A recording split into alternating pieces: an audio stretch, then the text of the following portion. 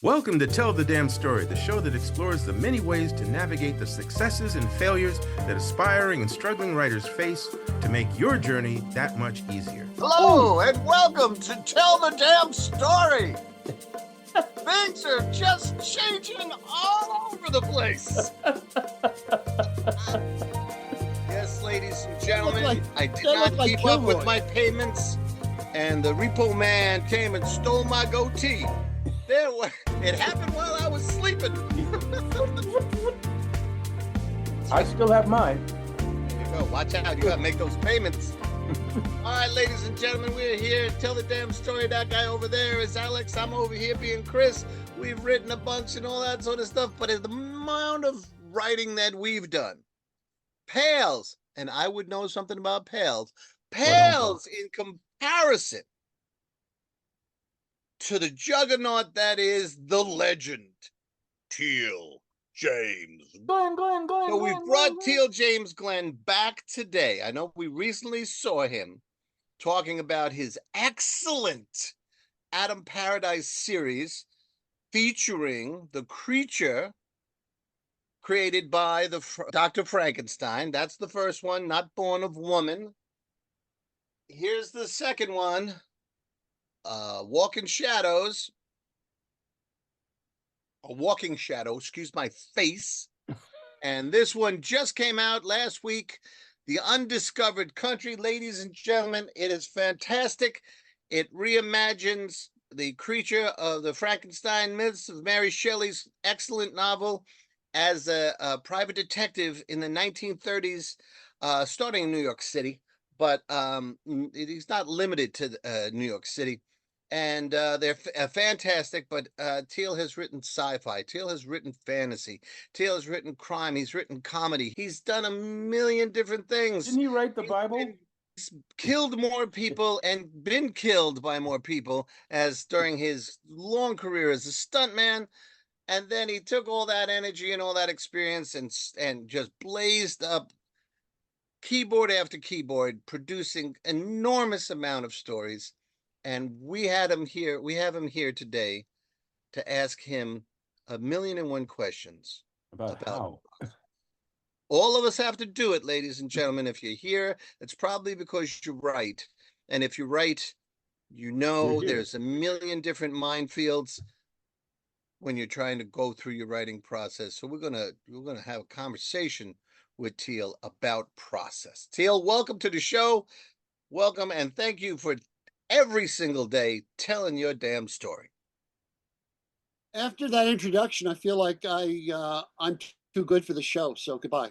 True. No. Can't afford them anymore, ladies and gentlemen. We can't afford them. No. Thank you for your generous lying, which proves, in fact, you are Irish and can spin a what are you tale. talking about? Thank you. I find that it's very intimidating to be me, at least from your point of view. I mean, I'm just a jerk who sits and talks to imaginary people all day. And here I have you two, and I'm not sure if I've made you up or not. You may have made us up, but everyone in the audience, you must have made up also, because they all love to make up people too. And sometimes creatures, and sometimes everything. And that's why we're all here at this rollicking party that has gone for bearing down on 420 episodes. Now, I had pitched to Alex that the 420th episode should all be about marijuana, but he's not going. 420, he's not interested. No, not yet. But that's how much, I mean, the episodes have piled up like that because there's so much to talk about. And we don't talk about process enough, do we, Alex? No, we don't. But we're going to fix that now. Damn it, Alex, fix that, will you? Yeah, we're going to do it because Teel, and again, Chris has already introduced the books, the 3 books that Teel has written that we're focusing on today. The multitude of other things we have talked about on certain other episodes, and there's still more to talk about there. But the Adam Paradise series. Now, Chris has already gone through 2 of those books, right? 2 of them, right? Wait, you've read all 3. You've read all 3. Show off. I was late to the party. Addict. I was late to the party, and I just finished the first one. And I'm going to start off by saying, damn you. because one of the things that stood out for me, and again, some people may be thinking, oh, well, he took the Frankenstein monster and he did this, this, and this.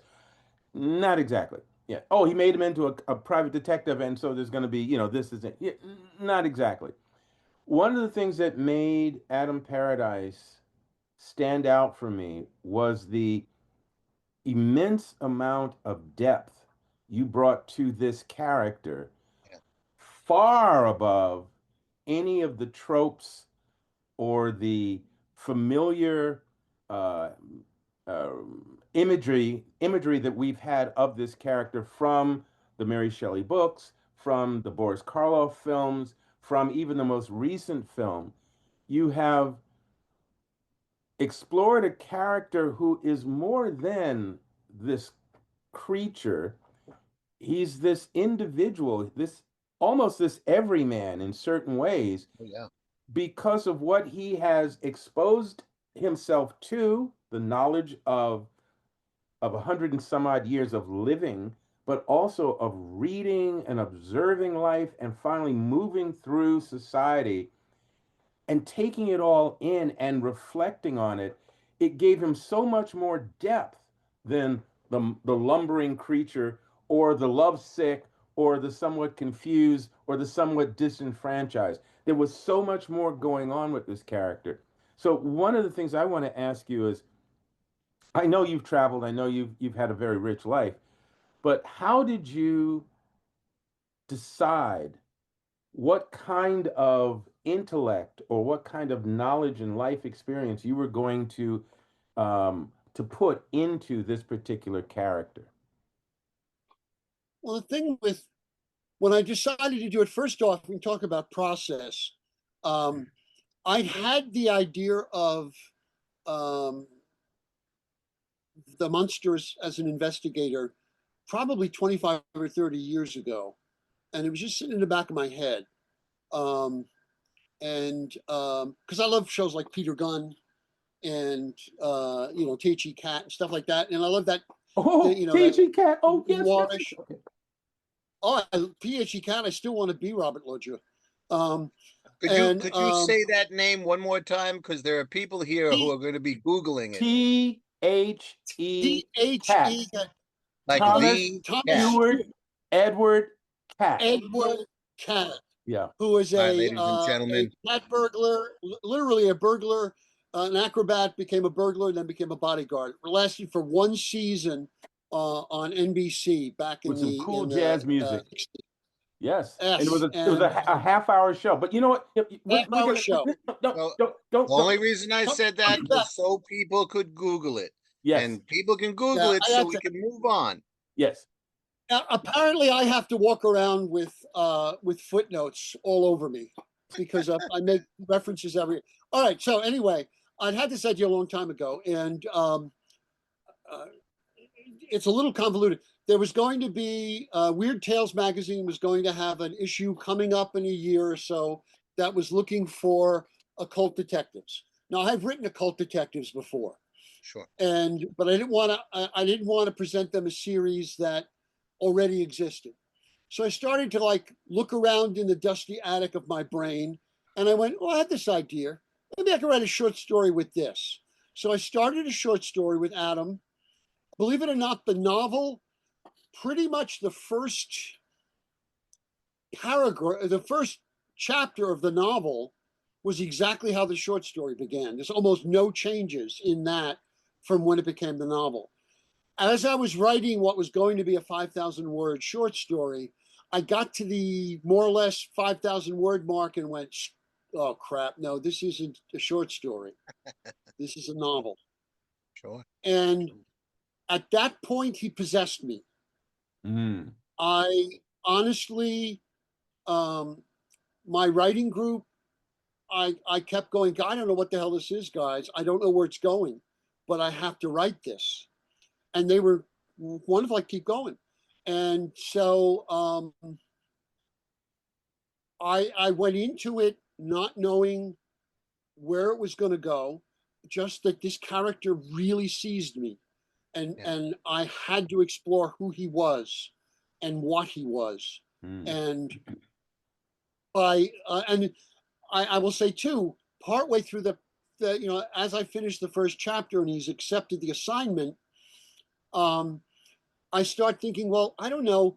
He's just a detective who happens to be the monster. Is that occult enough? Is that weird enough? And then I started thinking, well, what would be the repercussions of being something that was taken from death and brought to life, not creating life from nothingness? And then I thought, well, what is a psychic? It's someone who can see the beyond. And that got me onto the whole idea of him being able to see the spirits of those that were, because he was completely unique. Right. He was a state that perhaps had never existed before. Mm. And where would that put him in a universe? And that's when the thing about him being able to see, he has the ability to see what he's not sure at first were spirits. Right. Now, Of people that had died or animals that had died, even right. the energy. Because one of the things I enjoy reading is various science books, and the whole concept of no energy can be created or destroyed. Well, what happens to the energy of a living being when it's no longer living? Does the energy stay behind? And that gives me rise to how he came to be. He is the energy from something. He is the energy from the parts of himself, because he can see at some point he is going to encounter some of the spirits that made the parts of the person that he is. Anyway, he's assembled. So I started to. Let me jump in for a minute. I will give you a second, Chris. Okay. So I started to think, well, what would he be like who spent so much time? If I'm picking up directly from the book, he's had to have spent considerable amount of time in isolation.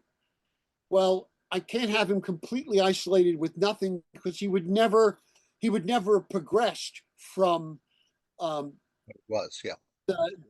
the creature he was when he went off into this, because he, as he said in the beginning, he wanted love, he got no love, he turned out hate, and then he went beyond hate to understanding of why.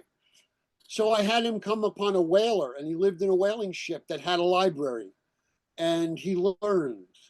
And then there's actually 3 different ships in the course of that time he's found, Right. So that his knowledge was not 100 years behind, or 200 years behind. So the process was, I wrote it, and I wrote the end of the first story, and that was it. I actually said to the group, if I never write another story again, not of just of him, but of anything, I'm happy with this. I very seldom, if ever, feel that way about my writing. I've never walked away from something going, that's done and complete, and if there's nothing else, I'll be glad to leave that behind. So it was the only way I can put it is I was possessed. He came to me and said, do this. But 2 weeks later, I kept thinking about him, and I kept thinking about what other things he would encounter and what he would want to deal with. And then I came up with the idea for the next 2 books and proposed them. And my publishers were nice enough to say, yeah, go ahead. Yeah, we'll make money off you. So all of that is excellent, and it ties into process. What everybody just got to witness was, in this case, Teel's process, right? And one of the takeaways that we'd like you to, here's something for you, take it with you, is that if you notice, and you can rewind it if you want to see it again, Teel asks himself dozens and dozens of questions. What if? What would this be? How would that be? And that is a key of the creative process, right? He also said he had this idea 25 years ago. Not all of us walk around with an idea for 25 years, but a lot of us have ideas knocking around the back of our head. It's a good thing, right? And that idea of possessing you, that this character possessed your imagination, and that's why you wrote everything. It dovetails with a Stephen King quote that I use so many times here, where he likes to have his ideas in his head and let him fight it out. And the one that won't let him rest, that won't let him go, that's the idea. And I think that's kind of a universal for everybody. And then you just gave us that next step in the process where you play, even if it's just in your mind. What if? Yep. How would I do? And notice, everybody, that he wanted to try and figure out how would that work? And he considered the elements of the character, right?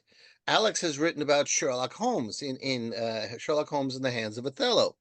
And in the process of doing that, he asked himself a ton of questions about Sherlock Holmes and how would he do this and how would he go about. That's such a strong piece of advice for any writer trying to write. Let it cook, right? Ask yourself questions, add things, subtract things.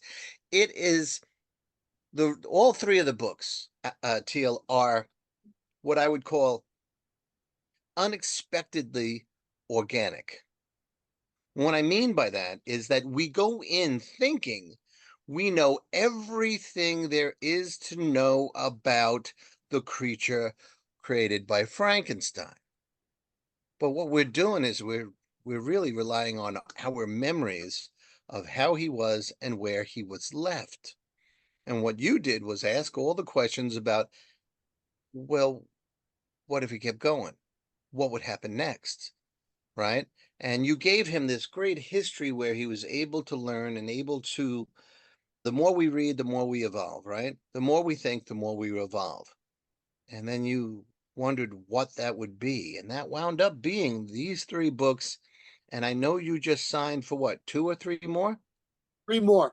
Yeah, I've got 3 3 more, more. right? And it's because this character is so alive on the page and so intriguing in what more he has to offer, I all just want because to, of your process. And now for Alex. yeah, I just want to also point out that you said something several times, Teal, that people should also, I hope, take note of, because it is not an experience that every writer does well with. And I've said this to my students.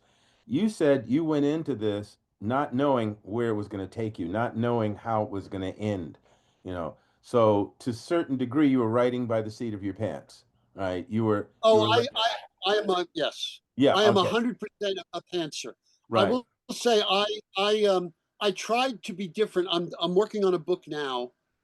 Um, as one of my writer friends said, it's in the same forest, but it's a different path than Adam.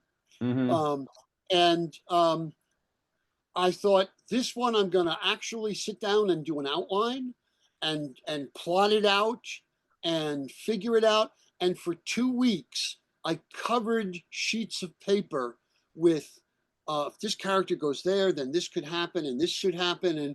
And at the end of 2 weeks, I hadn't written anything, and I was going out of my freaking mind. And I said, "Screw this," and I just started writing. What I was gonna say, Apparently, that doesn't work for me. right, and as I was gonna say, there are few writers that can do that and do that well, which is two different categories. The vast majority of writers who try to do that fall into that quagmire of either a few chapters in, or definitely by the time they hit the middle, they don't know what to do, how to get out of it, where to go with it, and many of them quit. So, what I wanted to point out was you were able to take that ride, but you also have how many years of writing experience under the belt, and you have accepted that this is your methodology. This is something that you Yes, can see through. I think is again, I try to do different things. I try to see if there's another way, and this was going to be my chance. The book, it's called Alias Johnny Druid, is the title of the book, and I said, okay, I'm going to try to do something different. I'm going to try to what everyone tells you. I did a panel with Keith D. DeCanado, Candido. Yeah. and he was like, "What? You just start and you write? I can't do that," because he does a lot of licensing work. So he's even in his short stories, he works everything out before he starts to write.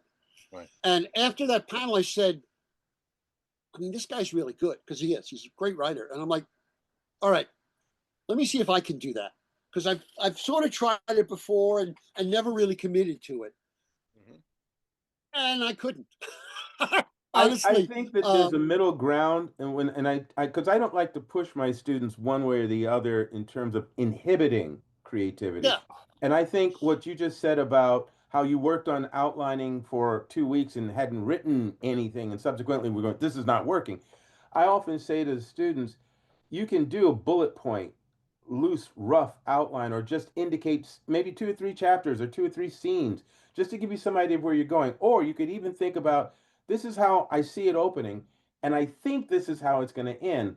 But now let me see what happens. So I that's think there's pretty middle much it. grounds that people can play with.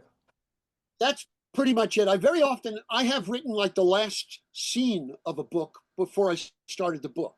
Right. Sometimes I know where it's supposed to end, even if by the time I get there it isn't there; it's somewhere else. Yeah, Right. exactly. So just be somewhere to shoot for. And to clarify, With Adam, just to be finished with Adam, in each of them, I had a feeling I wanted to put forward. I didn't have a specific scene, but I knew the feeling I wanted to have, and that guided me. And that, it was a case of not making a mechanical ending, but the emotional ending I wanted, and then try to figure out how to get there. So, but yes, I kind of worked a little bit in everything. I'm a plancer. I will sometimes do bullet points or sometimes just go crazy. But apparently I cannot actually plan. I have to, the most I can do is kind of plan. Go ahead, Right. Chris, what you were saying. Well, what I want to point out for people, another takeaway is that there's no one specific way. There's no one, law that we can't change. For example, and it might even be different from project to project. Now, you both know I tend to be an index card guy, and I really love it. I have a project that I'm working on now, and I am going through my writers group with it. And I did write cards, and wouldn't you know, the thing resists the cards. It just wants different things. It's and I'm very wary of wait this, but it's rich. It's fascinating. It's allowing me to go deeper on the human side of it and the other side of it. And I know I can get back to these cards. And I also know that I'm writing a draft, that the potential audience isn't sitting next to me. So my process, I can make a mistake. We can all make a mistake or find Or more than ourselves. one. I don't like using that word. Find ourselves in a place that's not working for the story. I think that's a better way of saying it, right? And then I always cut that part out and put it in an extras file. That way, I never it's throw not, anything away. it's never lost. It's not lost. And, I'm 110 years old now. And, Alex is 7 or 8,000 years old. And we've never pulled anything out of that extras file and say, oh, God, the book wouldn't be the same without it. It may become another story, but it's a great way to move forward. But that idea of whether you make a detailed outline like Keith R.A. DiCandido, or whether you make a kind of outline like the index cards or loose bullet points, or you're not so much a planner, not so much a pantser, but like you said, a plancer where it's a little of both. Or if you're pure pantser, like you, Teel, say you are, even that part, you're still, and you showed us earlier in the show that you're thinking about it all the time, right? Joe R. Lansdale says he's a pantser, but he thinks about it from the time he stops. He stops about 3 o'clock in the afternoon and he gets back on the computer like 9 the next morning. He says, I'm thinking about what happens next. So that's the idea, letting it cook. That's whatever way it comes out, it's part of the process.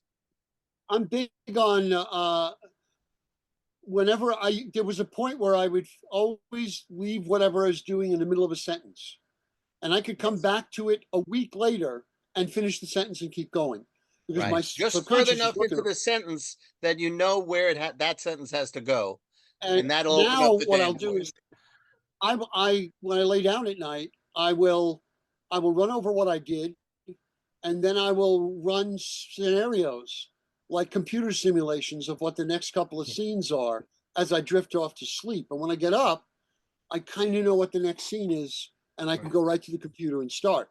Because your mind will keep going while you're sleeping. Yeah, it runs in the back of the file. I'm going to throw out a phrase that's definitely spun out of what's just been said. Feelings fuel the fire.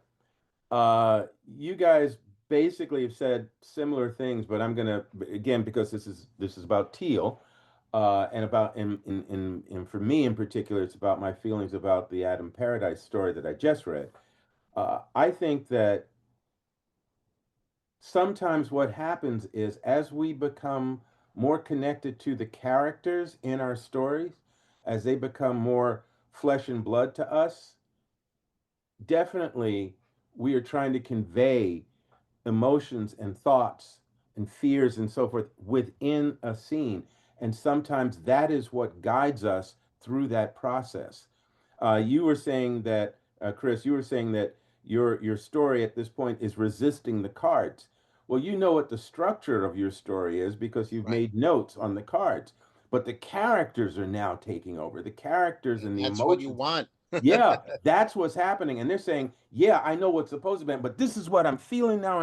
And I often say to my students, you're not writing something in stone, especially that first rough, messy draft. You're telling the story to yourself. You're getting it out of your head where you can see it 1,000 different ways and putting it onto a surface where you can look at it and go, oh, that's what I put down here.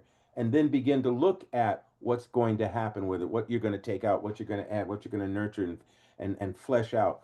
And I think it's great when we, as Chris was just reacting with a big smile on his face, on his clean shaven face, is that when the characters start letting you know what's happening, you are in it. You are in that zone. You are in that place. The story is now really coming alive for you. And that's a very exciting time in the process. By the way, I just like the word process. You just like the word mistake. I just like the word process. I understand it fits, but for some reason it's always orgy? Excuse me? Would you prefer orgy?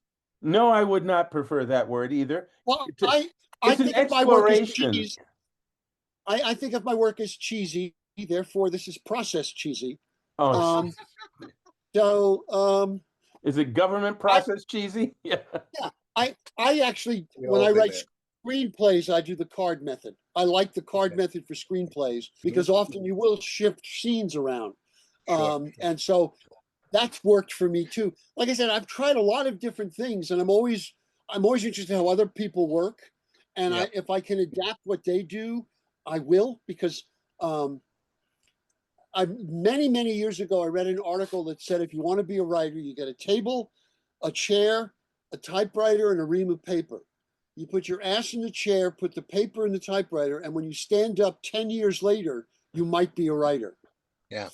And I think that the only way to know is to do. And sometimes if I don't have an idea, Bradbury used to just sit down and type a sentence and then go. He would let his subconscious write his work. And sometimes I don't know what the story is going to really be until I have the first character interactions, till I have dialogue, and then I know who they are. Then they start to tell me who they are, and then I can really build it. I had a character that was supposed to be a one-night stand for the hero, and by the end of that chapter, she wouldn't go away. She became the co-lead of the book. That's cool. Because I got to know her character, and her character connection with him was too good to get rid of. And that changed my whole idea of the rest of the book. Let me also piggyback off of that again, because again, folks, we haven't forgotten that we're talking about the creative process. Right. When I created my character Blackjack, and a lot of people say, "Oh, well, you're black and he's black, so that really must have been where you put all your focus." No, no, it's not. All of the characters mattered to me within the story because they were going to be gelling or bouncing off of or pushing or somehow supporting each other in some way, shape, or form. But with his house servant, Tim Chang, people said, "Oh, well, you did that because of the Green Hornet thing." I said, "No, not really. And I didn't tell them my personal reason for making his servant Chinese as opposed to another black character. But when I was looking at Tim Chang, okay, so he's in the house, and in the first story, there's references to him, but most of the scenes take place in another country, and Tim Chang's not mentioned. But when I went to do the second story, I really wanted him involved, and I was thinking about how would he fit into this story. Well, okay, it's Blackjack's going to wind up going to Japan, so Tim Chang's Chinese. Well, yeah, he couldn't. Yeah. And then slowly, what began to happen is I began to ask myself questions about Tim Chang. All right, I knew how he wound up as a manservant in the United States, and that there was some skullduggery behind what forced him to leave China to be in that situation. And then I knew how Aaron wound up with him, so I got that. But then what did he leave behind in China? Oh, okay. And China and Japan at that time. Oh, okay. So what if, and which is a great question, folks. What if, right?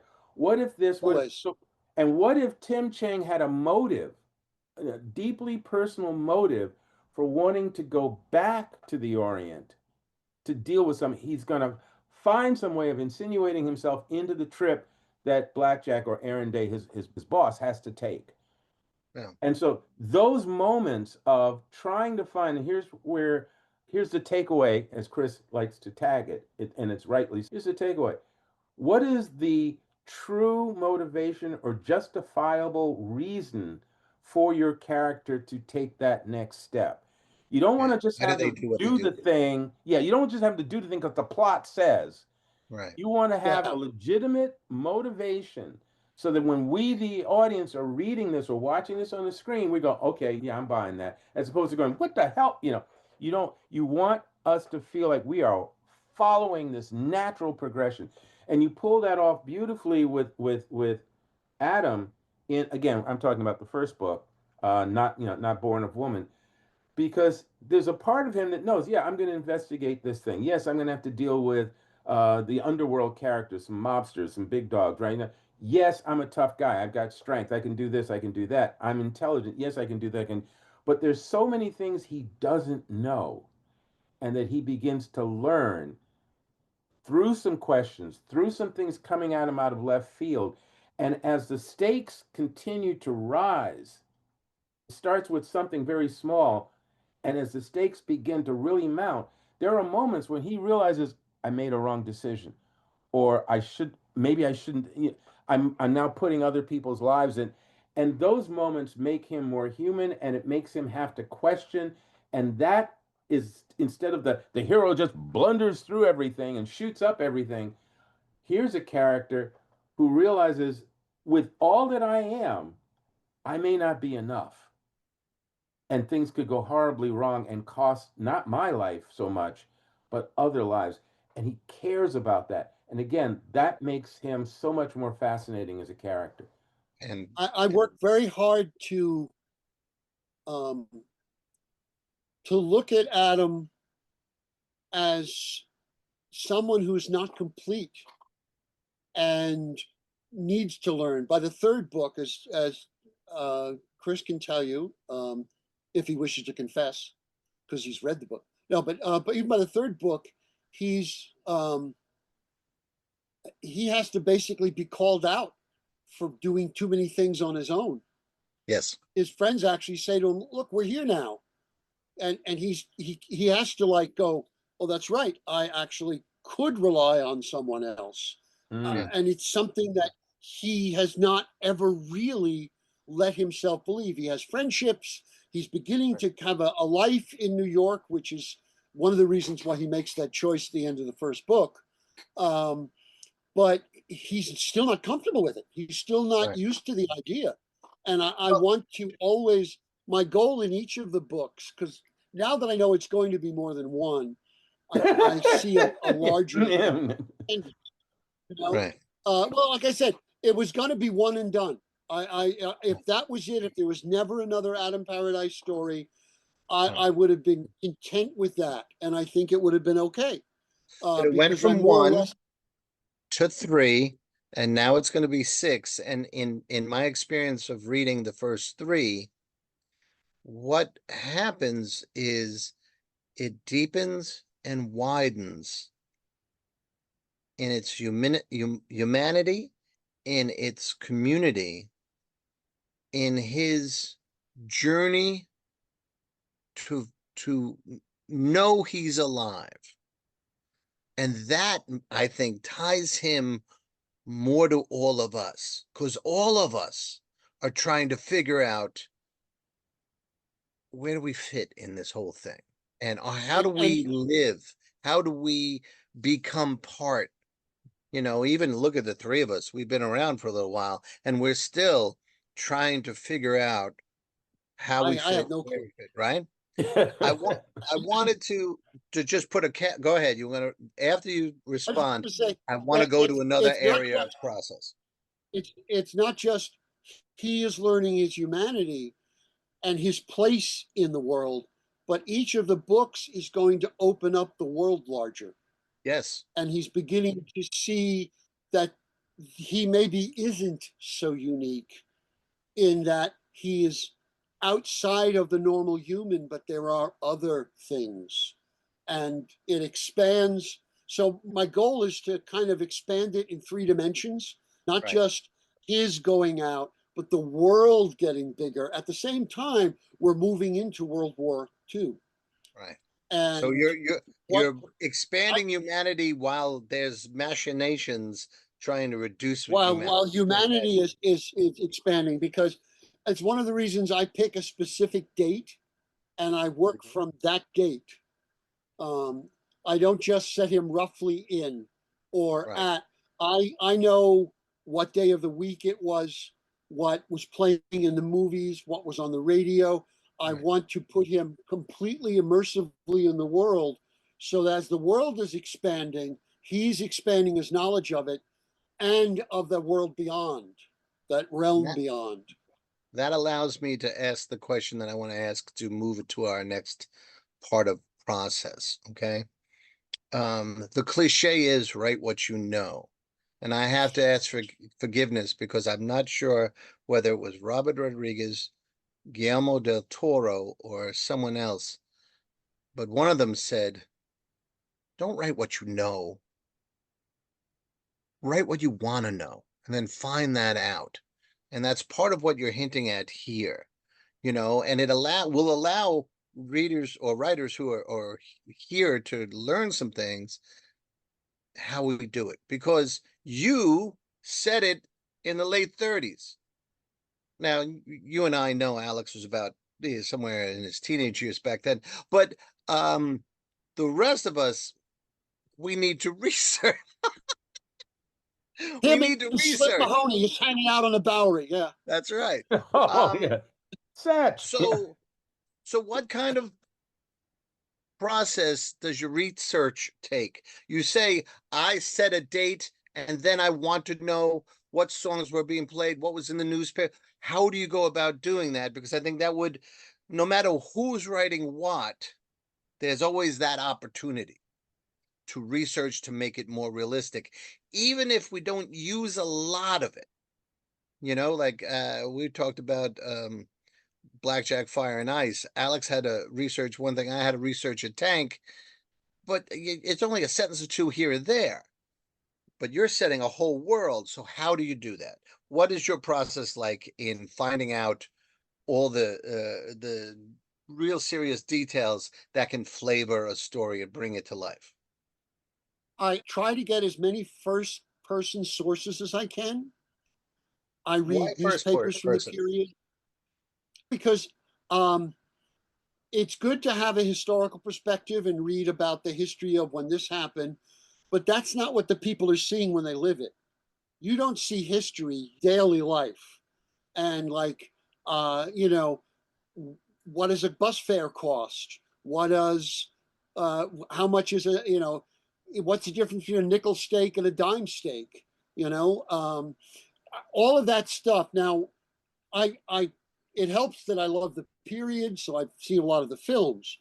But when you're seeing the films, you're still seeing a curated version of that. There were no toilets in the 1930s. There were almost no black people in the 1930s, or Asians, or Hindus. You There mean were in New York no. City? No, in movies. Oh, I'm in saying that movies. Okay. the Hollywood curated version of history Right. is not history. And Right. so I want to write something that is history, but at the same time, sometimes history is so different from what's been curated for us. I have to find a blended version or people won't accept it as history. There are certain Okay. phrases people use now that they used then, but it sounds too contemporary. There are certain things that they did then and we do now, but if I use them, it sounds too contemporary. So I have to blend it with what's actually real and then what people will accept as real. Um, One of the instances, if you read any contemporary fiction from the period, 90% of the time or 99% of the time, they never mention the guy putting on his hat when he leaves the building. However, a man would not be seen in public without a hat in the 1930s. It Right. didn't happen. It was the so if you read like the Doc Savage stories, they never mention any of his crew wearing hats, but they do mention that Doc prefers not to wear a hat. That's Right. how you know it's the exception. Right. So I basically I look at a lot of footage, try to look at news footage more than I look at movies. Because if you look at news footage of what's on the street, it's very different from what's in Hollywood films. Mm-hmm. And I try to read the newspapers, but I also try to read historical stuff. I look at lists. So I mean, I will go and see what movies were in release, what kind of houses they were in. The idea is that it's an iceberg. I need to know the whole iceberg, even if I'm only going to give you the 10% that's in the story. Mm-hmm. If So I mention the fact that, you know, how do you get your hands on the newspapers? Alex has a lot of students who watch this. So where actually, what's really great is it was a lot harder before the internet. Yep. Now, the internet can have a lot of crap in it, but beforehand, I used to have to find. I have behind me. You can't see it because it's hidden behind the mountain. I have Reaching into the mountain, though. fabulous century, 1930 to 1940. American pulps, soldiers, histories through the years. I have all these reference books. I've been able to get rid of a lot of my reference books because I can find it on the internet, but I always make sure I find it in at least two places, and preferably not one referring to the other, because a lot of stuff is incorrect on the internet. But I can go and I can look up news files. You can go to New York Times, January 5th, 1938. Right. And you can put that in, and you may not get deep into the archives, but you can get the headlines. And you can get some of the, like the Harlem newspapers. You can get some of the smaller papers that have been archived. And more keeps getting archived. So it can be a trap because you can spend 2 days looking up what colored ties were popular, and it doesn't really even matter to your story. Right. But on the other hand, it may not matter for this story, but it'll be in the back of my head for the next one. A bunch of series in the 30s. I can, for instance, there's something called a Panamin. Now the Panamin they created soundies. Soundies were short movies that were musicals. We see them in between on TCM and stuff. They were music videos, but they were made not for Hollywood. They did have some of those, but they were made like in Chicago or Los Angeles, and I think in Atlanta. They would get the artists when they were off on a tour, and they would just do. Cab Calloway would come in, and him and his band, and they would do it, and they'd have some dancers in front of them, and they make a little mini music video that would run 3 minutes. The Panamin was like a jukebox that ran a 16 millimeter film. They put them in bars in 1940, but you'll never ever see them in a movie. because Hollywood made the decision to never show them because it was competition. But once you discover that they exist and you're writing a story that takes place after they came in, it's a great detail to put in a story. So a lot of Hollywood's curated history, like they would never show televisions until the early 50s. Like like 52, 53, they started to mention them or show them. Because Hollywood, pretty much all the studios had an agreement, that's competition, don't show them. So they were here, but Hollywood didn't, like toilets didn't exist Oh yeah, until the 70s 1960s. actually. Yeah. Donna Reed never used a toilet. But here, I want to just quickly go back to because we talked about characters a bit, and we're talking about research and all that. The Romany culture in the story, there's so many references, both at that time, present day 1930s, what was going on and how they felt, but also there's historical references there. How much time and effort did you put into that? And condense here. How much time did you put? Yeah. And was it as much? Let me try this another way. When you started out with the characters, did you expect it to be that deep, that rich, that involved, or did it begin to expand and grow as you were writing? Both, actually, because I've known a number of Romany. I had a good friend who was Rom. I actually stunt coordinated a short Romany film, believe it or not. And so I knew I wanted Vendôme to be Romany. I wanted that to matter. When you read Dracula or a lot of Gothic literature, they use the Rom as shortcuts to exotic and mysterious. And they are It's the gypsy mysterious trope. because, yeah, exactly. Yeah. And they are mysterious, but by design, because they were being fucking persecuted. Pardon my French. And so I knew that it was rich. It's continued to get richer, and I'm continuing to research it. I'm continuing to look further into it, and because I want to get it right. It's important to me. Let me say something, and I am as pale as one can be. I'm Scots, Irish, German Jew, actually, and Cherokee, we believe, but we have no paperwork. Oh, So my brother. Yeah, very much. Yeah. But every one of my ancestral lines has been oppressed by somebody. Sometimes my other ancestral line, and I didn't do it, but these days you're told you can't write outside your lane. And you were talking about write what you know. No, if I only wrote my lane, I could only write Irish Catholic, born in Brooklyn, with little or no worldview. However, to be respectful, it's hard to make a main character outside my lane. I can make side characters outside my lane because I'm still acknowledging it's not my lane. Like I doubt that I could write a short story from Vendôme's point of view, perhaps, but I would not feel truly qualified to write a full novel from her point of view, unless I spent a lot more time consulting with both women and Rome.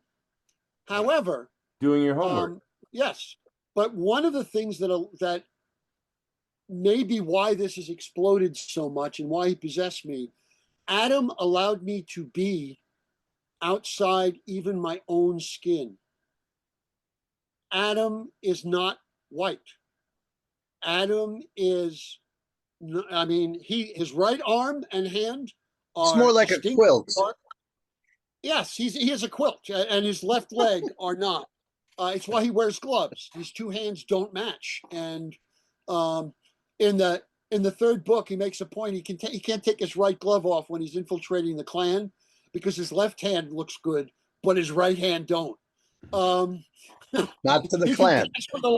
He can't pass with the right. Yeah. And but Adam gave me a freedom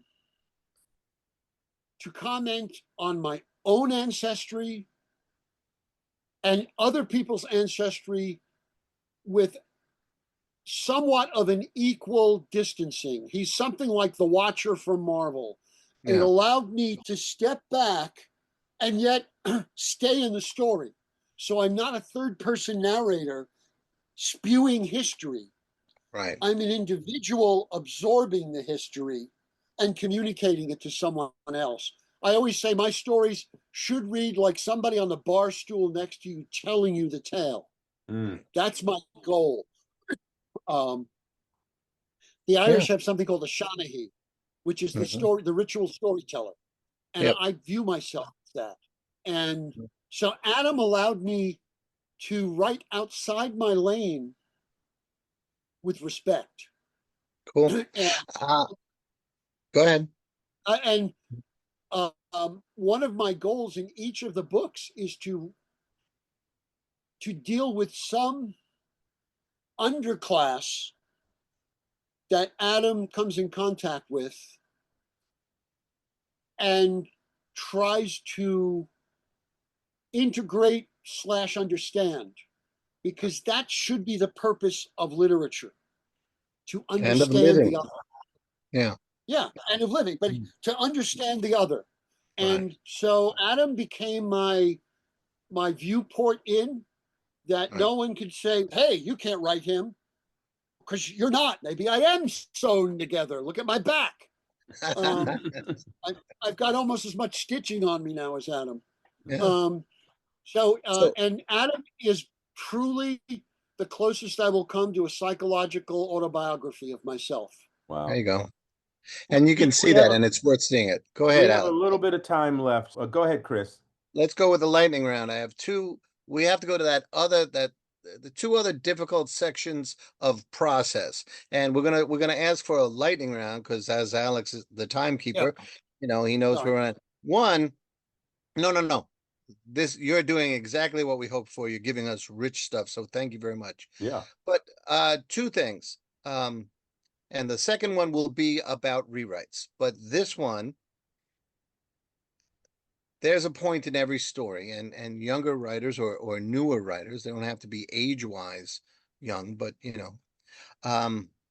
there's that point. People call it the midpoint desert, right? Where it's easy to get lost. It's easy to feel this isn't going to work. It's easy to hear the editor start talking to you about give up, go sell shoes. What's your process for getting through that? If I hit a point where I don't know where to go or don't know what to do next, I try to do something completely different. I'll read a book. I'll watch an old movie. I'll edit an old story so that my subconscious can be working. Because if it's like when you try to remember a name, you can't. As soon as you're chatting with somebody, 10 minutes later, the name pops into your head. So I try to not force that round peg into a square hole. Yep. I let it relax until it can find itself. And so far, I have not encountered any kind of block. I have encountered points where I was, the imposter syndrome got so bad that I questioned a lot. But that's not the same as a block. That's just me going, I'm doing it,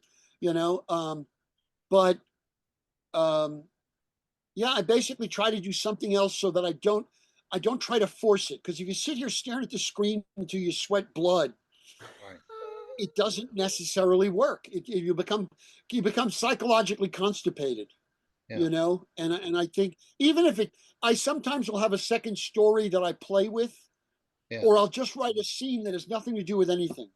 Yeah. I'll write a sword fight because I just feel like writing a sword fight. Just do something. Just some other kind of writing. Anything to do something else. Write a poem. Paint a picture. Draw a sketch. Anything that will take me away from having to think about this. Play with the dog. Go for a walk. Clean the dishes. Yeah. All right. So we're in the end game now. Okay. We've gotten through the draft, and it's time for rewrites. Right. I always preach that these are not This is not the process of fixing mistakes. It's not that. It's part of the process of writing. I love rewrites. Huh?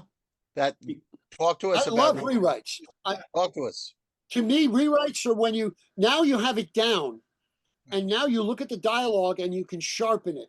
He doesn't mean to say anxious, he means to say nervous, because that is where he is. And so you can actually sharpen it. To me, it's like taking a picture that's slightly blurred, but you know it's a person, and now you can put it into focus so you can see clearly the color of the eyes and the smile on the face. That's when you know, I got to remember that chair needs to be over here. Because when I was writing it, I didn't have in my mind exactly where the chair in the room was for later on when he has to sit down. So to me, I love that first edit and rewrite, and then I will read it to my group, and then I will do a second edit and rewrite, because if it doesn't sound natural, it won't read naturally. Yep. I'm very big on reading my work aloud. Reading it out loud. Yep. You know, again, like I say, I like it even when it's not first person. I like it to be like I'm telling you the story sitting next to you. So it has to flow verbally. Yep. You know. So how many passes do you usually make on a work? By the time I finished, say, a short story, probably 3 or 4. By the time I finished a novel, maybe 20, because I loop back constantly. Yeah. I move forward, but then I also go back. And as I come up with a new idea, like, oh, his tie should be red, I'll go back to the 2 chapters before where I mentioned the tie, but now it needs to be red because it's a clue. And I didn't know it was going to be a clue. And sometimes I'll get to that seeding, and go, right? Oh my God, that clue, I made a red tie. That's perfect. That's what the clue should be. So I include, so my subconscious put it in there. So we call that seeding, right? When you go back and seed the things that pay off later. Yep, absolutely. And it's never done until you pry it from my cold, dead hands. Anytime I open up a manuscript and look back at it, I want to touch it up a little and make it a little clearer. A little. Again, amazingly enough, the first chapter of Not Born of Woman is 90% exactly what it was in first draft. There you go. And that's how I kind of knew I had something, because it came out more or less right. I cleaned it up a little, but it had the flavor. It hit that first description of him in the chair is exactly as it was. And that's how I knew there was something more in there than just this little story. And, there are a dozen and one things that I would love to ask you. And again, we're going to have to yank you back here, especially after I've had a chance to read books 2 and 3. But I just want to say, and I'm going to give you a chance to go back in there in a second, Chris. Just want to say, the other thing that all of what you've just said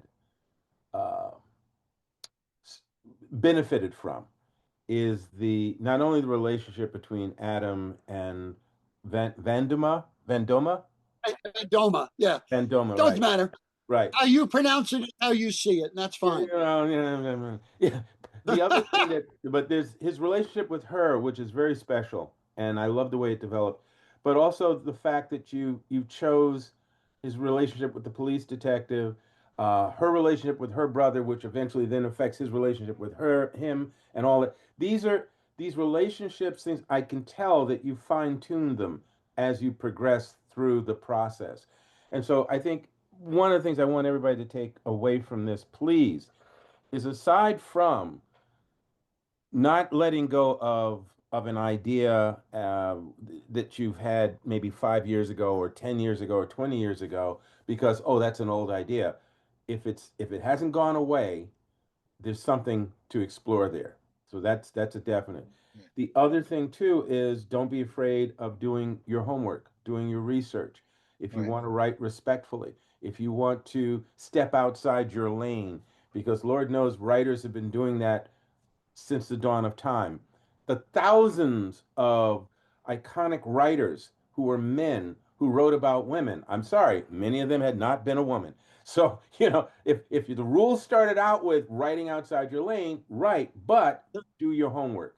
Do your homework, be respectful. And then the last thing is, again, that's come from this dialogue that you've said, Teel, but also Chris has also pointed out, is allowing your characters, once you really start to get to know them, allowing them to help you steer the ship, because that helps you get to the authenticity. There you go. When the dentures slip, to get to the authenticity of a scene, of a moment, of a story, so that it rings true with you, and then it rings true with your audience. So I think you've really expressed a lot here. And as I said, I know there's more we could talk about, but definitely I just wanted to make sure that we pointed those. I think we've given people a good bunch of stuff to chew on and to we're, learn we're from. all having denture problems today. And I want to say we have one more bit of business that we can tie into that. Yes. What we have here, ladies and gentlemen, is a extra copy. I happen to order 2 copies of The Undiscovered Country, right? So, in the comments, write down what was the most useful thing you learned from this episode, preferably from Teel, and make a little comment about it. And Teel will pick the one he likes best, or the one that makes him laugh. And I'll see Teel next week. I'll get him to sign this, and the winner will contact you, will get your address, and we will mail it to you, signed copy of The Undiscovered Country, which is book 3. That's book 3, so, but thus you will be addicted and have to go back and review. However, each of them are self-contained. That's right. right. Not insane, but it might get you addicted and you buy the other ones and all that sort of stuff. But does all 3 of us agree that we'll have them comment on something from this episode, and we'll choose one person from the comments? That works fine, but I'm going to add to that. You just said that the 2 of you will be at a particular event in a few days. So about a week. Yeah, if you folks are lucky, what's the date of that? June what? Yep. What's the date? It's next Thursday, all through the weekend. It's the Stoker Con. It's going to be in Pittsburgh, Pennsylvania. So if you are there, if you folks listening to this show up there, I'm going to add to this. No, you don't get just to say, a comment, right? I want you to be able to say, because what he did was, he did this with Frankie. Not Frankie, he did this with the monster, right? He took this classic character and he gave him a life and a personality and traits and things that made him seem so much more human, right? So if you come up to their table and say, hey, I listened to the episode, it was great, and if I were going to take a classic character from history or whatever, here's one thing I would do to make them even more human and more compelling. If you do that, you might find yourself with a special bonus. Okay. By the good graces of Chris and Teel. Full disclosure, neither Teel nor I have a table at StokerCon. So you'll have to hunt them down. Look at this face. Look at that guy. I'll give you a big hint. If you look up, it's easier to see Teel. It's easy. So if you find either of us at StokerCon and say what Alex says, then there'll be a surprise of some kind. Are you doing a panel or anything there, Teel? Yes, I'm actually doing a panel on Frankenstein. There you go. I'm actually doing a panel on Frankenstein through history and its relevance today. So there you go. You can't get more. See that panel? Come up to Teel, say how you would, what one thing you would add if you were working on an iconic historical or fictional character, one thing that you would add that would make them seem more human or more compelling. But not Frankenstein's creation, because you don't want to make things uncomfortable for Teel. Any of the Universal monsters or any of the other literary characters, boom, and have some fun with it. Yes, all right. And you'll get a special, wonderful bonus, right? Okay, they'll choose. It'll be up to you guys to make a decision on that. It's going to be a stake in the heart. No, wait. Okay, now they're going to be hunting us down. They'll be chasing us into the men's room. See the villagers coming after you with the pitchforks and the torches. Yes. Yep, okay, guys. It was great. It was great. Teal, again, you know you're going to be back because we always invite you back because you're always a great guest. It's So great thank talking you. with you guys. I mean, Appreciate it's embarrassing what you do for my ego, but it's wonderful what you do for my soul. There you Well, go. I'm glad to say that, but I think Chris Nice to and I talk to are in writers. agreement here on this. Chris and I will definitely say that what we say about you, you have earned with us. Yes. So it's not stroking or Yeah. stoking either. It is most assuredly There you go. earned praise. Thank you very much. Excellent. I right, could ladies and barely put gents. this book down. I could barely put this book down when I had to, and now I have ordered the other two. So that's all on you, bro. That's beautiful. All right, so ladies and gentlemen, that was Teel James Glenn about process. Comment on what you liked best or what you learned most from Teel this episode, and you can get a signed copy of The Undiscovered Country, now available on Amazonia. And then track us down, hunt us down, tackle us in the hallway, or go to the Frankenstein panel at StokerCon and talk about another character and what you might like to do, and you're going to get a different surprise. And we'll see you soon. Bless you, and thanks for coming to tell the damn story. Bye-bye, everybody. Thank you, Teel. It's been real.